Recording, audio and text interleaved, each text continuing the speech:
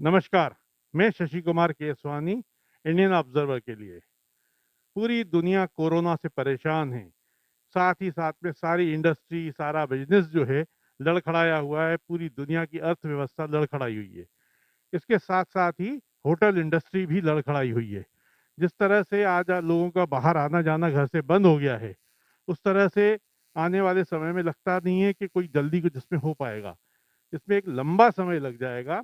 इस लंबे समय के सोच के लिए मेरे को एक चीज सोच में आई कि ये इंडस्ट्री कैसे सरवाइव करेगी।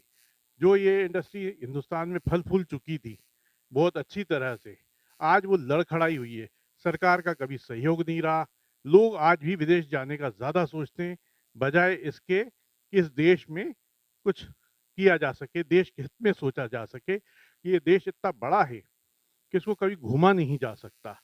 लोग जो है बाहर जाने के लिए सोचते हैं, लेकिन हिंदुस्तान में अंदर इतनी चीज़ें हैं जिनकी कोई सीमाएं नहीं हैं। जैसे आज मैं भोपाल के जहानुमा रिट्रीट के अंदर हूँ। ये अपने आप में एक अलग किस्म का होटल है, जिसकी पहचान हिंदुस्तान में कम लोगों को है और लोगों ने देखा भी नहीं है इस तरीके का होटल। ये बहुत सारी बातें करने के लिए मेरे साथ आज हैं मिस्टर विंसेंट। यहाँ के जनरल मैनेजर हैं और बहुत सारी चीज़ों के जानकार भी हैं। ये बहुत अच्छे शेफ भी हैं।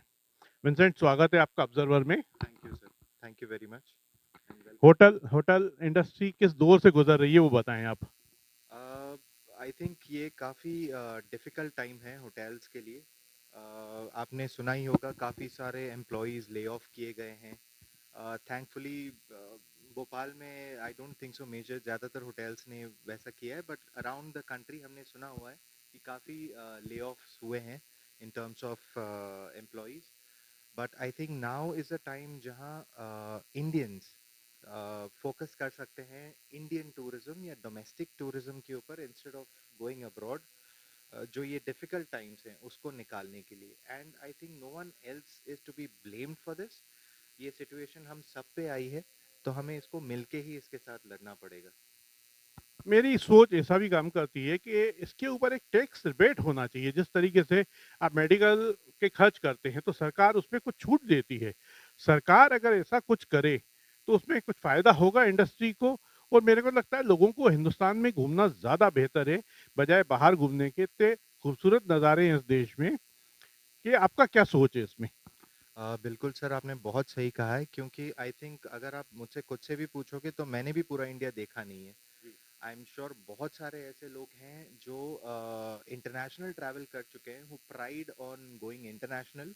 लेकिन I think now is a time जब हम अपने देश के बारे में सोचें, और अगर घूमने का प्लान भी बनाएं तो वो डोमेस्टिक टूरिज्म का प्लान बनाएं, जो हमारे इंडस्ट्री को एक अच्छा एक प्लेटफॉर्म दे सकता है दोबारा ऊपर आने के लिए, खड़ा करने के लिए। खड़ा करने के लिए। एंड गवर्नमेंट की तरफ से, जैसे आपने रिबेट की बात करी, वो अगर गवर्नमेंट रिबेट ट्रैवलर को दे, every tax payer if he gets a certain amount of rebate, जिसमें अगर आप डोमेस्टिक ट्रैवल करोगे, वेकेशन करोगे, उसमें अगर आपको उतना रिबेट मिल जाता है, I think that will be a huge help for the entire hotel industry,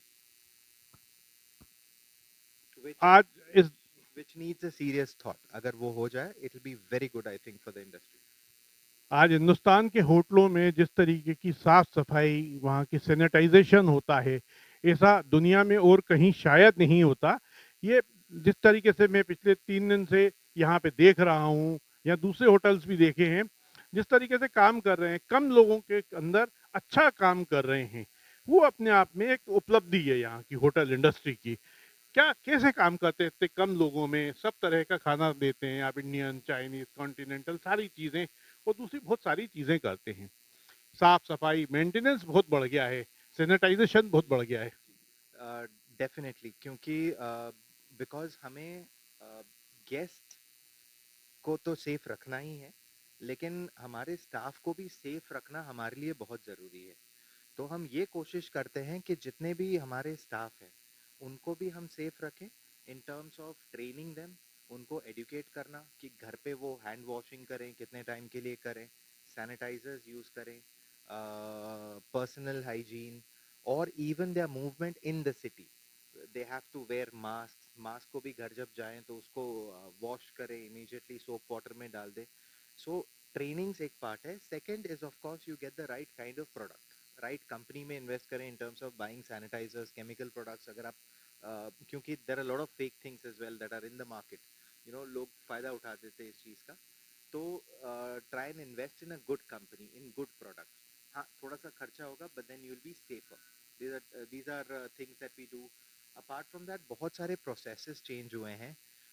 Whether be it not having a breakfast buffet जो typical एक restaurants का forte है, or having face shields. It is, believe me, it is quite uncomfortable. काफी लोगों को बहुत दिक्कत होती है, but then it is now become a norm. So everybody has to wear a face shield, face mask, change gloves every table that the जो waiter serve करता है, clearance अगर कर रहा है, वो सीधा gloves बदल देता है. So it keeps happening. So yes, there is a cost involved, जो additional cost हुआ है hotels को. But I think it is, if we have to do business, we still have to follow. ये in fact हमें खुद को और guest को बचाने के लिए. That is the main purpose of it. आजकल होटल जो है, खासतौर से जहानुमा रिट्रीट जो है, लोगों को एजुकेट भी कर रहा है कि कोविड-19 से बचना किस तरीके से. ये बहुत अच्छी बात है. ये दुनिया के लिए और इंसानियत के लिए सबसे अच्छी बात है. ये होटल जो है प्रकृति के बहुत करीब है. आप देखेंगे बहुत सारे यहाँ पे मोर, दूसरे कई जानवर, आपको खेती, ज़मीन, बहुत सारी ऐसी चीज़ें दिखेंगी. एक अलग माहौल के साथ में ये होटल बना हुआ है. 10 एकड़ में बसा ये होटल अपने आप में एक मिसाल है. और इसकी सबसे बड़ी खूबसूरती ये है कि आप यहाँ आने के बाद ये महसूस होता है कि एक अलग दुनिया में, शहर के बीचों बीच में रह रहे हैं. मैं उम्मीद करता हूँ इस देश के लोग जो है आने वाले समय में अपने देश के होटलों में, अपने देश के अंदर घूमेंगे, नई-नई चीज़ जगह देखेंगे, नई-नई चीज़ें खाएँगे, अलग-अलग शहरों का अलग-अलग स्वाद चखेंगे. तो इससे देश की इकोनॉमी पर भी इसका बहुत बड़ा असर पड़ेगा और देश हित की एक भावना भी जागेगी कि हमने देश के हित में ये कार्य करा. मैं शशि कुमार केसवानी, इंडियन ऑब्जर्वर के लिए जहानुमा रिट्रीट में विशेष प्रोग्राम कर रहा हूँ ये. धन्यवाद. आपको प्रोग्राम कैसा लगा इसकी जानकारी ज़रूर दें.